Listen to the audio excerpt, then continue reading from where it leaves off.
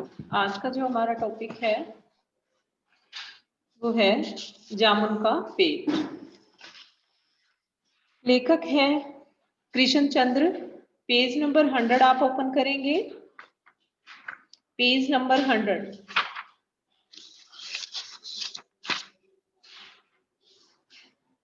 कृष्ण चंद्र जी के जन्म के बारे में थोड़ा सा उनका लेखक परिचय हम देख लेते हैं। सबसे पहले कि अफसोस इस बात का नहीं कि मौत बेरहम है, अफसोस इस बात का है कि अस्पताल बेरहम है। तो यहाँ क्या कहना चाहते हैं कृष्ण चंद्र जी कि मौत तो जो है हमारा एक सत्य है, पता है हमें मौत हर एक आदमी की आनी है, लेकिन जो बीमार व्यक्ति है उसकी में लापरवाही जो बरती जाती है उसके इलाज में, वो मौत से भी बेरहम काम है। जब अस्पतालों में जो भी बीमार आदमी है उनके प्रति जो बेरहमी बरती जाती है वो मौत से भी बेरहम है। इनका जन्म 1914 में पंजाब के वजीराबाद गांव में जिला गुजरांवाला में हुआ। पंजाब जो राज्य है उसका जिला है गुजरांवाला और उनका गांव है वजीराबाद। एक गिरजा, एक खंदक, यूकेलिप्स की डाली, ये है उनके कहानी संग्रह दो। एक गिरजा, एक खंदक और यूकेलिप्स की डाली कहानी संग्रह है। शिकस्त जरगांव की रानी, सड़क वापस जाती है, आसमान रोशन है, एक गधे की आत्मकथा, अन्नदाता, हम वहसी हैं, जब खेत जागे, 52 पत्ते, एक वायलन समुंदर के किनारे, कागज की नाव, मेरी यादों के किनारे, ये उनके उपन्यास हैं। दो कहानी संग्रह है बेटे, बाकी जो है उनके उपन्यास है। अब उनको सम्मान कौन कौन से मिल चुके हैं? साहित्य अकादमी सहित बहुत से पुरस्कार जो है उनको मिल चुके हैं। उनकी जो मृत्यु है 1977 में हुई है। प्रेमचंद के बाद जिन कहानीकारों ने कहानी विधा को नई ऊंचाइयों तक पहुंचाया उनमें उर्दू कथाकार कृष्ण चंद्र का नाम महत्वपूर्ण है। देखिए, इनसे पहले जो हमारे कहानी लेखक थे वो कौन थे? मुंशी प्रेमचंद, जिन्होंने उपन्यास विधा को और कहानी विधा को काफी ऊंचाइयों तक पहुंचाया। उसके बाद जो है इनका नाम आता है प्रेमचंद जी के बाद।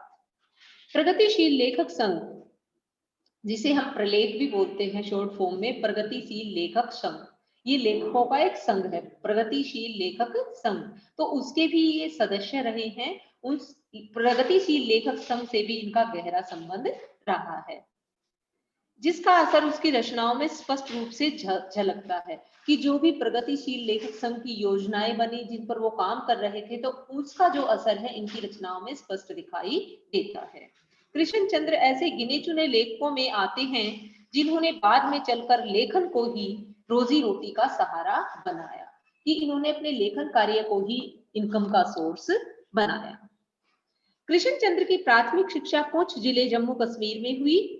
जम्मू कश्मीर के पुंछ में हुई। उच्च शिक्षा के लिए वे सन 1930 में लाहौर आ गए और फॉरमैन क्रिश्चियन कॉलेज में प्रवेश किया। 1934 में पंजाब विश्वविद्यालय से उन्होंने अंग्रेजी में एमए किया। बाद में उनका जुड़ाव फिल्म जगत से हो गया और अंतिम समय तक वे मुंबई में रहे। इसके बाद कृष्ण चंद्र ने उपन्यास, नाटक, रिपोर्टाज और लेख भी बहुत से लिखे, लेकिन उनकी पहचान जो है कहानीकार के रूप में सबसे अधिक हुई। महालक्ष्मी का पुल, आईने के सामने आदि उनकी मशहूर कहानियां हैं जो बहुत ही फेमस हैं।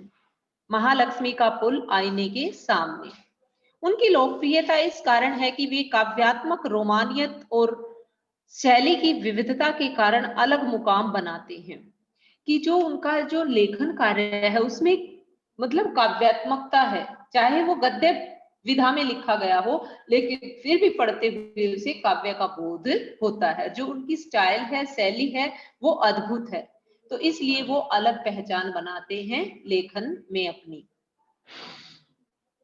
कृष्ण चंद्र उर्दू कथा साहित्य में अनूठी रचनाशीलता के लिए बहुचर्चित रहे हैं। वे प्रगतिशील और यथार्थवादी नजरिए से लिखे जाने वाले साहित्य के पक्षधर हैं। यथार्थवादी का मतलब है बेटा कि वो इमेजिनेशन नहीं लिखते, समाज में चल रहा है, यथार्थ है, उसको वो उद्घाटित करते हैं।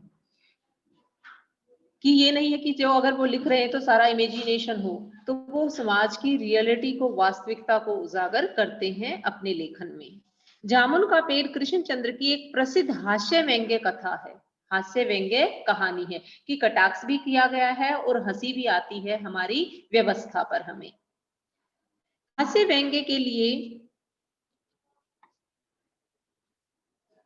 चीजों का अनुपात से ज्यादा फैला फुलाकर दिखलाने की परिपाटी पुरानी है और यह कहानी भी उसका अनुपालन करती है। तो कहता है हास्य व्यंग्य के लिए चीजों का अनुपात से ज्यादा फैला फुलाकर, कि वो जो है जब वो व्यंग्य करते हैं, हास्य व्यंग्य में देखो हंसी कब आएगी, जब वो बहुत बढ़ा चढ़ाकर उस चीज को बोलेंगे। तो कहता है कि बात को ज्यादा फैला फुलाकर दिखलाने की उनकी सोच है जब वो कोई हास्य से रिलेटेड जो है लेखन करते हैं। तो बात को फैलाकर दिखाएंगे, फैला फुलाकर दिखाएंगे, तभी हंसी आएगी। अगर एज इट इज हम कह देंगे तो उसमें कोई जो है हास्य नहीं होगा, हास्य का नहीं रहेगा। तो कहता है कि यह कहानी भी उसका अनुपालन करती है कि बात को बहुत ज्यादा फैला फैलाकर दिखाया गया है, इसलिए यहाँ घटनाएं अतिशयोक्तिपूर्ण और अविश्वसनीय जान पड़े तो कोई हैरत नहीं। इसलिए जो पाठ में जो घटनाएं हैं वो हमें अविश्वसनीय और जो है अतिशयोक्ति, बहुत बढ़ा चढ़ाकर जैसे लिखी गई हो ऐसी जान पड़ती है, क्योंकि हास्य है, ये एक प्रकार का हास्य व्यंग्य है। तो इसलिए जो घटनाएं हैं वो बहुत ज्यादा बढ़ा चढ़ाकर बताई गई हैं और अविश्वसनीय भी हमें लगती हैं।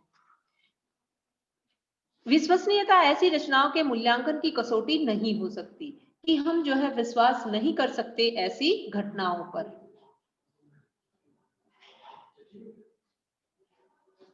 प्रस्तुत पाठ में हंसते हंसते ही हमारे भीतर इस बात की समझ पैदा हो जाती है कि कार्यालयी तौर तरीकों में पाया जाने वाला विस्तार कितना निरर्थक और पदानुक्रम कितना हास्यास्पद है। बात यही तक नहीं रहती, इस व्यवस्था के संवेदन शून्य एवं अमानवीय होने का पक्ष भी हमारे सामने आता है।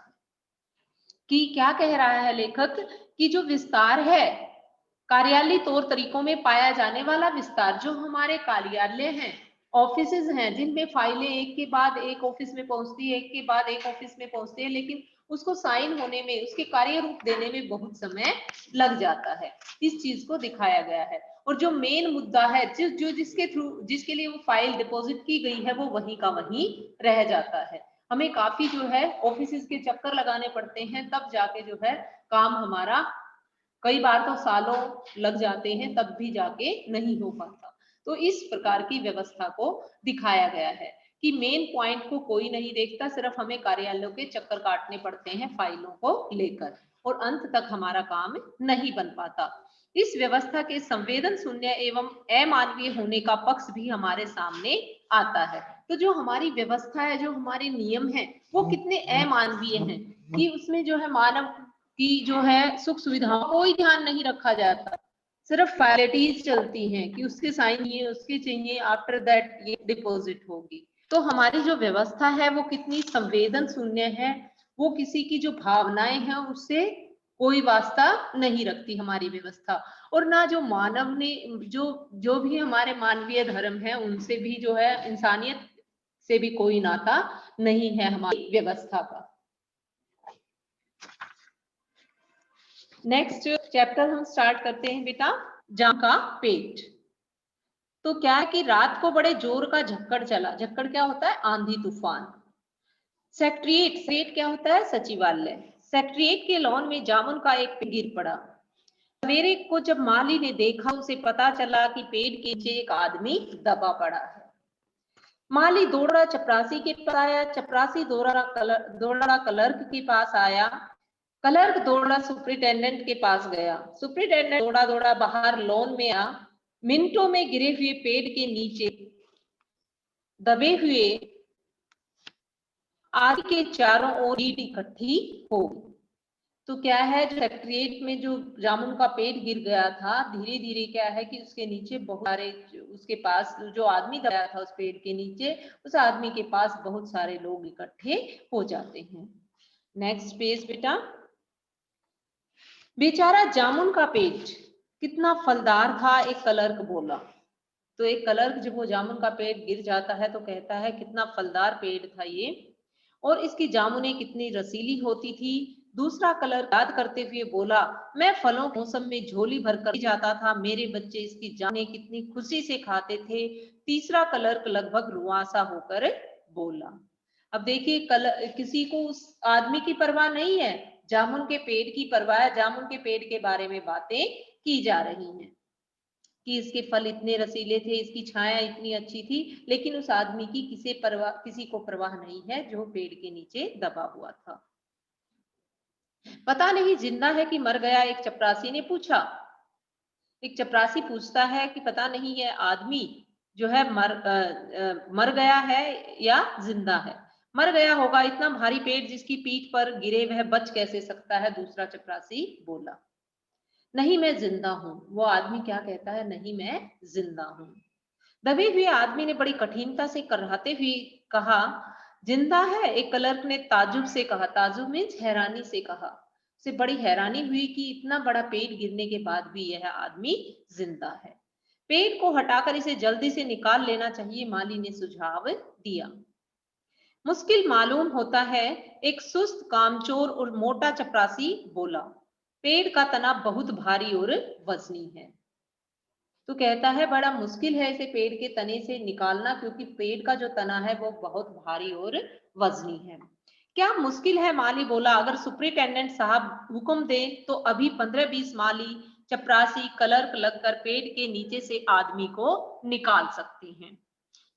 तो कहता है माली, अगर हमें सुपरिटेंडेंट साहब जो है हुक्म दे तो हम सब मिलकर इस पेड़ को हटा सकते हैं, इस पेड़ के तने को, और इस आदमी को बाहर निकाल सकते हैं।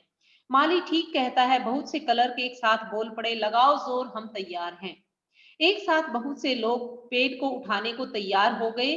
ठहरो, सुपरिटेंडेंट बोला, मैं अंडर सेक्रेटरी से पूछ लूं कि पहले मैं जिस सेक्रेटरी के अंडर ये पेड़ आता है मैं उस सेक्रेटरी से बात करता हूँ। सुपरिटेंडेंट कहता है तभी तुम इस पेड़ को उठाना।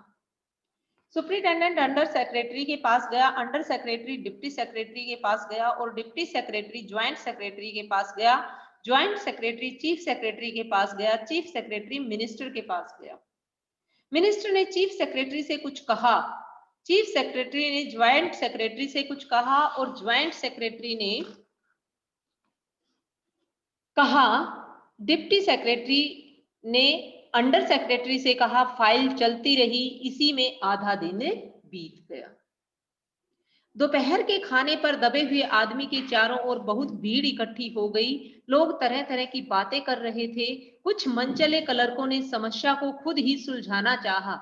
वे हुकूमत के फैसले का इंतजार किए बिना पेड़ को अपने आप हटा देने का निश्चय कर रहे थे कि भाई जब तक ऊपर से फैसला आता है तब तक तो ये आदमी मर ही जाएगा। तो कुछ क्लर्क कह रहे थे कि चलो हम इसे खुद ही हटा देते हैं, लेकिन ऐसा वो निश्चय कर रहे थे कि इतने में सुपरिटेंडेंट फाइल लेकर भागा भागा आया और बोला, हम लोग खुद इस पेड़ को नहीं हटा सकते। जैसे ही वो डिसीजन ले रहे थे तो उन्होंने कहा कि हम लोग खुद इस पेड़ को नहीं हटा सकते, यह पेड़ की समस्या है, हम लोग व्यापार विभाग से संबंधित हैं। तो जो सुपरिटेंडेंट कहता है कि जो हमारा जो हम हैं वो व्यापार से, मतलब हमारा जो यहाँ सेक्रेटरीट है वो व्यापार से रिलेटेड है, तो ये जो मामला है ये कृषि विभाग से रिलेटेड है। जो पेड़ का मामला है ये कृषि विभाग से रिलेटेड है, संबंधित है, और जो हम हैं वो किससे हैं, व्यापार विभाग से हैं। सुपरिटेंडेंट फाइल लेकर आता है और क्लर्कों को कहता है कि आप इस पेड़ को नहीं हटा सकते क्योंकि हम व्यापार विभाग से संबंधित हैं और यह पेड़ की समस्या है जो कृषि विभाग के अधीन है। मैं इस फाइल को अर्जेंट मार्क करके कृषि विभाग को भेज देता हूँ। मैं इस फाइल को जो है कृषि विभाग को भेजता हूँ, वहां से उत्तर आते ही इस पेड़ को हटवा दिया जाएगा। दूसरे दिन कृषि विभाग से उत्तर आया कि पेड़ व्यापार विभाग के लोन में गिरा है। अब कृषि विभाग वालों ने क्या उत्तर दिया कि जो पेड़ है वो कहाँ पर गिरा है, व्यापार विभाग के लोन में गिरा है, इसलिए इस पेड़ को हटवाने या न हटवाने की जिम्मेदारी किसकी है, व्यापार विभाग की। हम जो है इसमें इंटरफेयर नहीं कर सकते। यह उत्तर पढ़कर व्यापार विभाग को गुस्सा आ गया। उन्होंने फौरन लिखा कि पेड़ों को हटवाने या न हटवाने की जिम्मेदारी कृषि विभाग पर लागू होती है, व्यापार विभाग का इससे कोई संबंध नहीं है। दूसरे दिन भी क्या हुआ कि फाइल चलती रही, शाम को जवाब आ गया। हम इस मामले को हॉर्टिकल्चर डिपार्टमेंट के हवाले कर रहे हैं। हॉर्टिकल्चर क्या होता है? हमारा उद्यान विभाग। तो कहता है कि यह एक फलदार पेड़ है, यह कृषि विभाग के अंतर्गत भी नहीं आता, तो हम फाइल को जो है किसको सौंप देते हैं? हॉर्टिकल्चर डिपार्टमेंट को, यानी कि उद्यान विभाग को। क्योंकि यह एक फलदार पेड़ का मामला है और एग्रीकल्चर जो डिपार्टमेंट है, हमारा कृषि विभाग जो है, वो हमारा अनाज और खेतीबाड़ी के मामलों को देखता है। जामुन का पेड़ एक फलदार पेड़ है, इसलिए यह पेड़ हॉर्टिकल्चर डिपार्टमेंट के अंतर्गत आता है। रात को माली ने दबे हुए आदमी को दाल भात खिलाया, जबकि उसके चारों ओर पुलिस का पहरा था। रात हो गई तो क्या है कि उस आदमी के पास, उस आदमी के चारों ओर पुलिस का पहरा था। उस आदमी के चारों ओर पुलिस का पहरा न होकर उस पेड़ के चारों ओर पहरा था कि कहीं इस पेड़ को कोई काट कर न ले जाए, क्योंकि यह सरकारी संपत्ति है। तो अब उसके पास किसी को नहीं जाने दिया जाता था, पेड़ के पास, क्योंकि वहां पुलिस का पहरा था। फिर भी एक चपरासी क्या करता है, एक माली उसे दाल भात खिलाता है उस आदमी को। कहीं लोग कानून को अपने हाथ में लेकर, तो वो पुलिस का पहरा क्यों था कि कहीं लोग कानून को अपने हाथ में लेकर इस पेड़ को खुद से हटवाने की कोशिश न करें। मगर एक पुलिस कांस्टेबल को दया आ गई और उसने माली को दबे हुए आदमी को खाना खिलाने की इजाजत दे दी। वैसे तो उस पेड़ के पास जाने की किसी को इजाजत नहीं थी, लेकिन फिर भी एक कांस्टेबल ने, एक सिपाही ने जो है उस माली को, उस दबे हुए आदमी को जो है दाल भात खिलाने की अनुमति दे दी। Next page.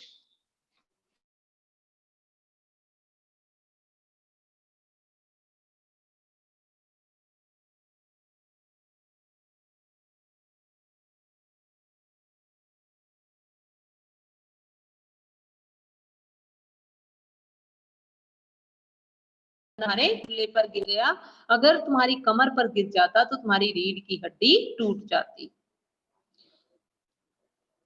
दबा हुआ आदमी फिर भी कुछ नहीं बोला। माली ने फिर कहा, तुम्हारा यहाँ कोई वारिस है? भाई जिसको हम खबर कर दें, तुम्हारा यहाँ कोई वारिस है तो मुझे उसका आता पता बताओ, मैं उन्हें खबर करने की कोशिश करूंगा।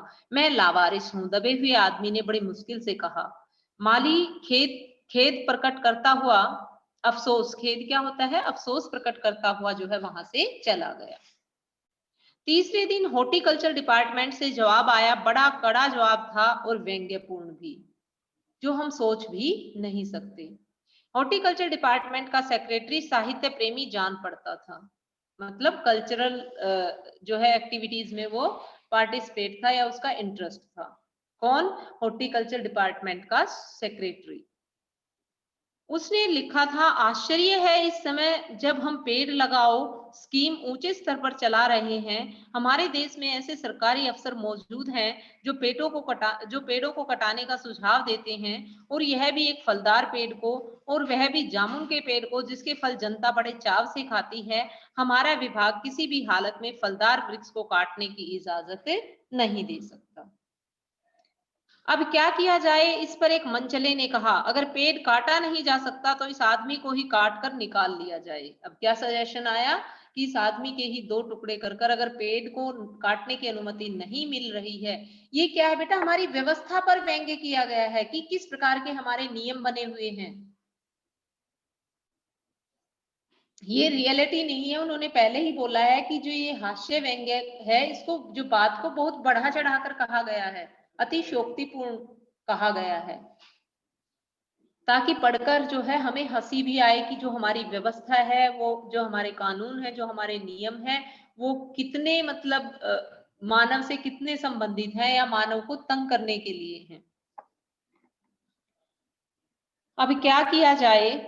तो कहते हैं कि इस आदमी को दो टुकड़े काट कर निकाल लिया जाए। यह देखिए, उस आदमी ने इशारे से बताया, अगर इस आदमी को ठीक बीच में से यानी धड़ से काटा जाए तो आधा आदमी उधर से निकल जाएगा और आधा इधर से बाहर निकल जाएगा, और पेड़ भी वहीं का वहीं रहेगा, पेड़ को नहीं काटा जाएगा। मगर इस तरह से तो मैं मरूंगा।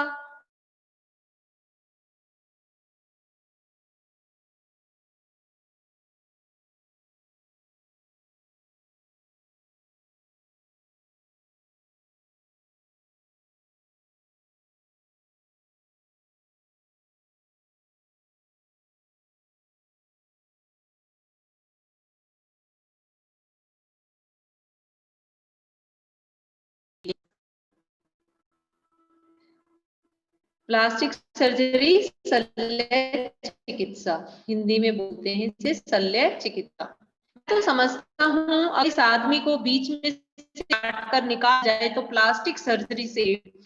उस आदमी ने क्या सजेशन दिया कि प्लास्टिक सर्जरी हम इसकी करवा देंगे काटने के बाद, तो इसको फिर से जोड़ा जा सकता है शल्य चिकित्सा से। इस बार फाइल को मेडिकल डिपार्टमेंट में भेज दिया गया, क्योंकि मामला कहाँ पहुंच गया, मेडिकल डिपार्टमेंट में, कि भाई इस आदमी को काट दिया जाए और फिर इसकी शल्य चिकित्सा की जाए। तो अब जो फाइल थी वो कहाँ पहुंच गई, मेडिकल डिपार्टमेंट में। मेडिकल डिपार्टमेंट ने फौरन एक्शन लिया और जिस दिन फाइल विभाग में पहुंची उसके दूसरे ही दिन उन्होंने अपने विभाग के योग प्लास्टिक सर्जरी भेज दिया। सर्जन दबे हुए आदमी पर खून का दबाव देखा, नाड़ी की गति को परखा, दिल और फेफड़े की जांच करके रिपोर्ट भेजी कि इस आदमी का प्लास्टिक ऑपरेशन हो सकता है और ऑपरेशन सफल भी होगा, मगर आदमी मर जाएगा। ये व्यंग्य किया गया है हम, इसलिए ये फैसला भी रद्द कर दिया गया। रात को माली ने दबे हुए आदमी के मुंह में खिचड़ी डालते हुए उसे बताया कि अब मामला ऊपर चला गया है, सुना है कल सेक्रेटरी के सारे सेक्रेटरी की मीटिंग हो जाएगा। दबा हुआ आदमी एक आह भरकर धीरे से बोला,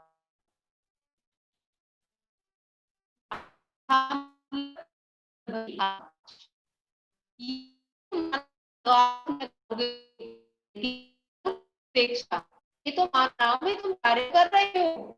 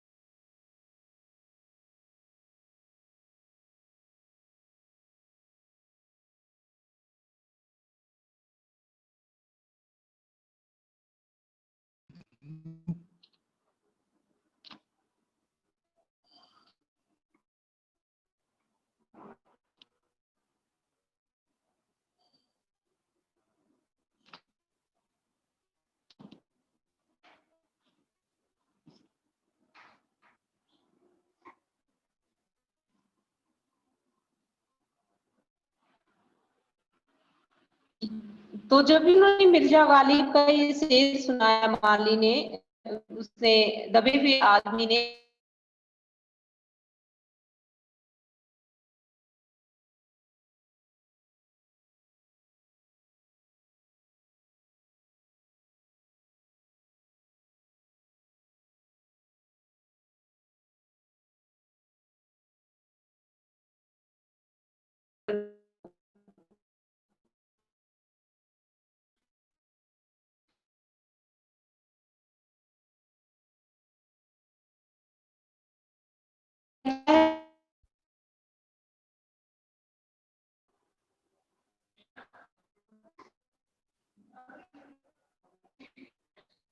दबे हुए आदमी ने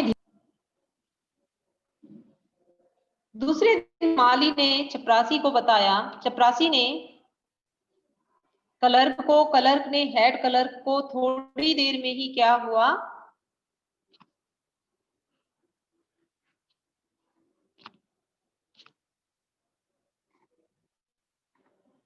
क्या प्रॉब्लम आ रही है भाई इसमें।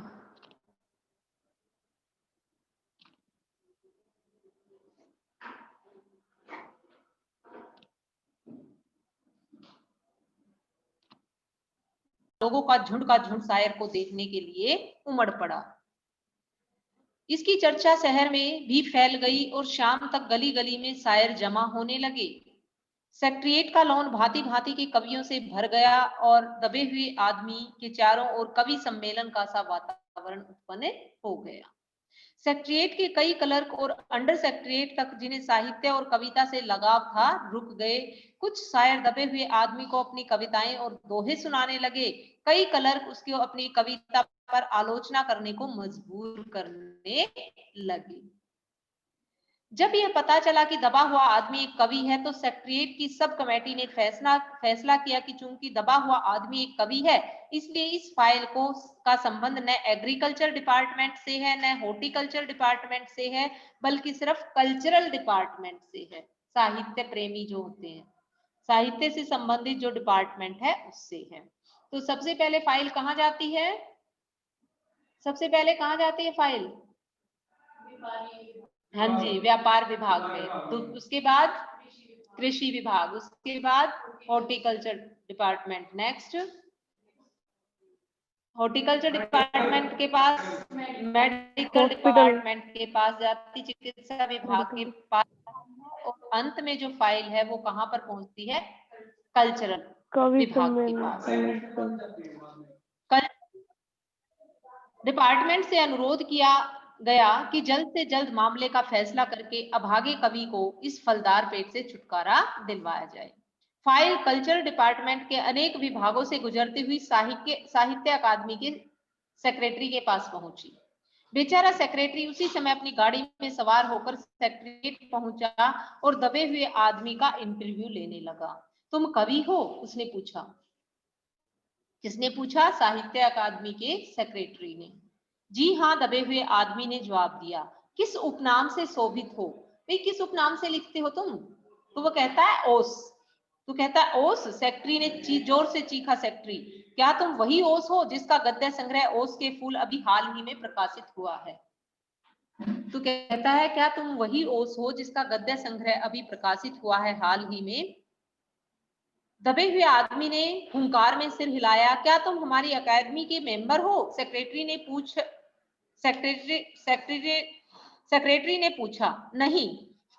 सेक्रेटरी ने उस आदमी से क्या पूछा कि क्या तुम हमारी अकेडमी के मेंबर हो? तो वो आदमी कहता है नहीं, मैं तुम्हारी अकेडमी का मेंबर नहीं हूं। आश्चर्य है, सेक्रेटरी ने जोर से चीखा, इतना बड़ा कवि, ओस के फूल का लेखक और हमारी अकेडमी का मेंबर नहीं है। उफ, कैसी भूल हो गई हमसे, कितना बड़ा कवि और कैसी अंधेरी गुमनामी में दबा हुआ है। गुमनामी में नहीं, एक पेड़ के नीचे दबा हूं, कृपया मुझे इस पेड़ के नीचे से निकालिए।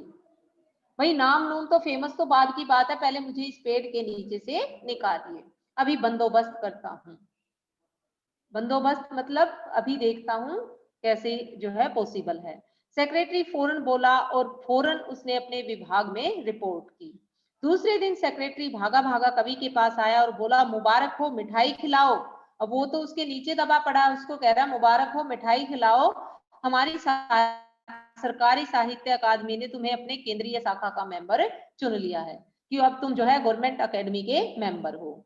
यह लो चुनाव पत्र, यह लो तुम्हारा जो चुनाव है वो कर लिया गया है, मगर मुझे इस पेड़ के नीचे से तो निकालो। दबे हुए आदमी ने कर कहा, दुख भरे स्वर में कहा। उसकी सांस बड़ी मुश्किल से चल रही थी और उसकी आंखों से मालूम होता था कि वह घोर पीड़ा और दुख में पड़ा है। यह हम नहीं कर सकते, सेक्रेटरी ने कहा, और जो हम कर सकते थे वह हमने कर दिया। भाई हम तुम्हें पेड़ के नीचे से नहीं निकाल सकते, हम तुम्हें अपनी अकेडमी का मेंबर बना सकते थे, वो हमने बना दिया। उसकी सांस बड़ी मुश्किल से चल रही थी और उसकी आंखों से मालूम होता था कि वह घोर पीड़ा और दुख में पड़ा है, जो पेड़ जामुन के पेड़ के नीचे दबा हुआ आदमी है। यह हम नहीं कर सकते, मैं अभी जीवित हूं। कवि रुक कर फिर बोला, अगर तुम मर जाओगे तो तुम्हारी बीवी को वजीफा दे सकते हैं, अगर तुम दरख्वास्त दो तो हम वह भी कर सकते हैं। भाई अगर तुम मर भी जाते हो तो तुम्हारी बीवी को जो है वजीफा भी मिलेगा, क्योंकि तुम गवर्नमेंट अकेडमी के मेंबर बन गए हो। मैं अभी जीवित हूं। कभी रुक रुक कर बोला, मुझे जिंदा रखो। भाई वो तुम मेरे मरने की बात क्यों कह रहे हो, मैं तो अभी जिंदा हूं, मुझे निकाल दो यहाँ से। मुसीबत यह है हमारी साहित्य अकादमी का जो सेक्रेटरी है हाथ मलते हुए बोला, हमारा विभाग सिर्फ कल्चर से संबंधित है, पेड़ काटने का मामला कलम दवात से नहीं है। जो कल्चरल डिपार्टमेंट है हमारा, वो आरी का काम नहीं करता, वो तो कलम दवात का काम करता है। आरी और कुल्हाड़ी से संबंधित जो है हमारा कल्चरल विभाग नहीं है। उसके लिए हमने फॉरेस्ट डिपार्टमेंट को लिख दिया है और अर्जेंट लिखा है। भाई हमने फॉरेस्ट डिपार्टमेंट को लिख दिया, वन विभाग को। शाम को माली ने आकर दबे हुए आदमी को बताया, कल फॉरेस्ट डिपार्टमेंट के आदमी आकर इस पेड़ को काट देंगे और तुम्हारी जान बच जाएगी। माली बहुत खुश था, दबे हुए आदमी का स्वास्थ्य जवाब दे रहा था, मगर वह किसी न किसी तरह अपने जीवन के लिए लड़े जा रहा था। कल सवेरे तक किसी न किसी तरह उसे जीवित रहना है। वो आदमी ये सोच रहा था कि कल फॉरेस्ट डिपार्टमेंट के आदमी आएंगे और मुझे यहाँ से निकाल लेंगे, तो कल तक मैं जीवित रहूंगा। दूसरे दिन जब फॉरेस्ट डिपार्टमेंट के आदमी आरी कुल्हाड़ी लेकर पहुंचे तो उसको पेड़ काटने से रोक दिया गया। मालूम हुआ कि विदेश विभाग से हुक्म आया है कि इस पेड़ को न काटा जाए। अब फॉरेन जो डिपार्टमेंट था, विदेश विभाग था, उससे ये मैसेज आया है कि इस पेड़ को न काटा जाए। कारण क्या था कि 10 साल पहले जो है पिटोनिया राज्य के प्रधानमंत्री ने जो है ये लॉन में ये पेड़ लगाया था, इसलिए इस पेड़ को न काटे। अब अगर यह पेड़ काटा गया तो इस बात की का काफी अंदेशा था कि जो पिटोनिया की सरकार से हमारे जो संबंध है वो सदा के लिए बिगड़ जाएंगे। मगर एक आदमी की जान का सवाल है, क्लर्क चिल्लाया। दूसरी ओर दो राज्यों के संबंध का सवाल है। भाई यहाँ तो एक आदमी का सवाल है, लेकिन दूसरी ओर देखें तो हम दो देशों के संबंध का सवाल है। हमारे जो है पिटोनिया के साथ संबंध बिगड़ जाएंगे अगर हमने इस पेड़ को काट दिया, क्योंकि जब प्रधानमंत्री वहां की यात्रा पर आए तो उन्होंने जो है ये सचिवालय में ये पेड़ लगाया था। दूसरे क्लर्क ने पहले क्लर्क को समझाया, और यह भी तो समझो कि पिटोनिया सरकार ने हमारे राज्य को कितनी सहायता दी है, कि जो पिटोनिया सरकार है वो हमारे देश की बहुत सहायता करती है। क्या हम उसकी मित्रता की खातिर एक आदमी का जीवन ही बलिदान कर सकते? हेलो, सभी को मानना चाहिए। हाँ जी।